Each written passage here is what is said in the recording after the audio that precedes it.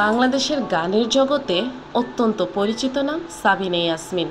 জীবন্ত কিংবদন্তি সঙ্গীতশিল্পী সাবিনা ইয়াসমিন 4 দশকেরও বেশি সময় ধরে গানের ভুবনে আধিপত্য বজায় রেখেছেন। তার গানের ভুবন ছড়িয়ে রয়েছে চলচ্চিত্র, আধুনিক গান, নজরুল সঙ্গীত ও ভক্তিমূলক গানের মধ্যে। তিনি বহু কালজয়ী গানের জন্য শ্রোতাদের মনে স্থায়ী আসন গড়ে নিয়েছেন।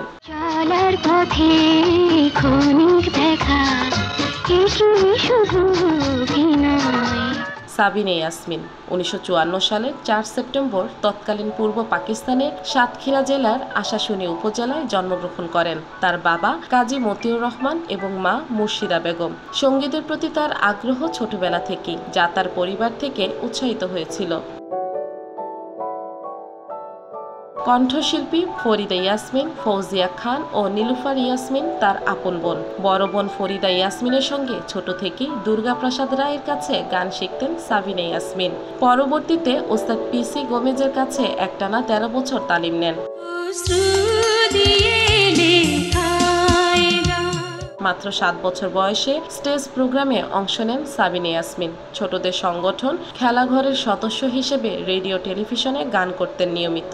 1967 সালে আগুন নিয়ে খেলা এবং মধুর জ্যোৎস্না দীপাবলি গান দুটির মাধ্যমে তিনি প্লেব্যাক গায়িকা হিসেবে আত্মপ্রকাশ করেন। তার আরও আগে নতুন সুর নামে ছবিতে প্রথম গান করেন শিশু শিল্পী হিসেবে।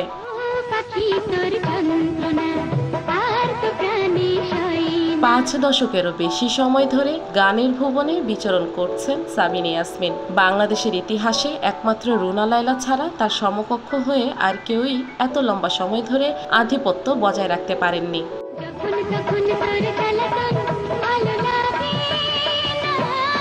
মরমী শিল্পী আব্দুল আলিম থেকে শুরু করে একালের উঠতি গায়কদের সঙ্গেও তিনি একের পর এক গান গেয়েছেন। সুযোগ পেয়েছেন উপমহাদেশের বরেণ্য সুরকার আর.ডি. বর্মনের সুরে গান গাওয়ার। উপমহাদেশে বিখ্যাত 2 কণ্ঠশিল্পী কিশোর কুমার ও মান্নাদের সঙ্গেও গান গেয়েছেন সাবিনা ইয়াসমিন।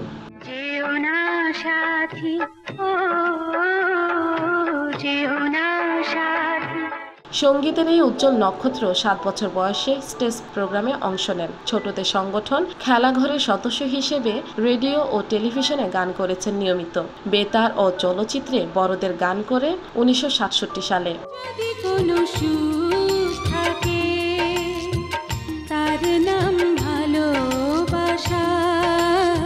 1967 সালে আগুন নিয়ে খেলা এবং মধুর জ্যোৎস্না দীপাবলি গানটির মাধ্যমে প্লেব্যাক গায়িকা হিসেবে আত্মপ্রকাশ করেন।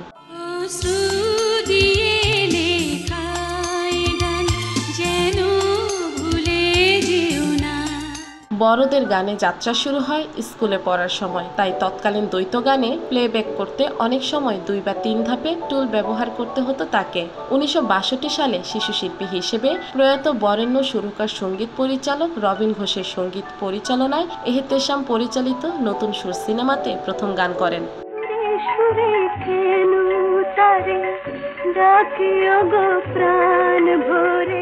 1967 সালে আমজাদ হোসেন ও নুরুল হক বাচ্চু পরিচালিত আগুন নিয়ে খেলা সিনেমাতে আলতাফ মাহমুদের সঙ্গীত পরিচালনায় মধু জ্যোৎস্না দীপাবলি গানটি গাওয়ার মধ্য দিয়ে প্লেব্যাক গায়িকা হিসেবে আত্মপ্রকাশ করেন।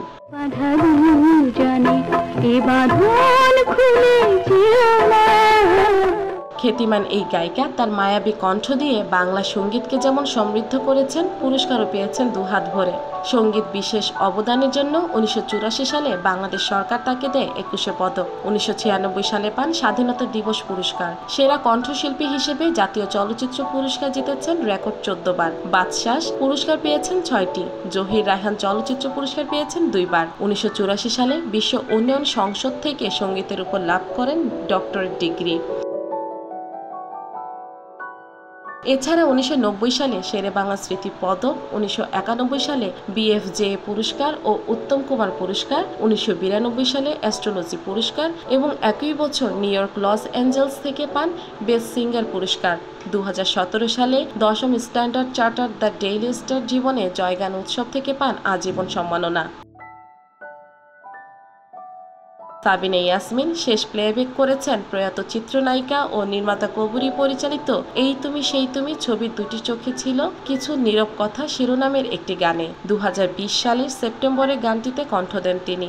এছাড়া কবরীর এই তুমি সেই তুমি ছবির 4টি গানের সুরও দেন সাবিনা ইয়াসমিন। এর মাধ্যমে ক্যারিয়ারের প্রথমবার তিনি সুরকার হিসেবে আত্মপ্রকাশ করেন।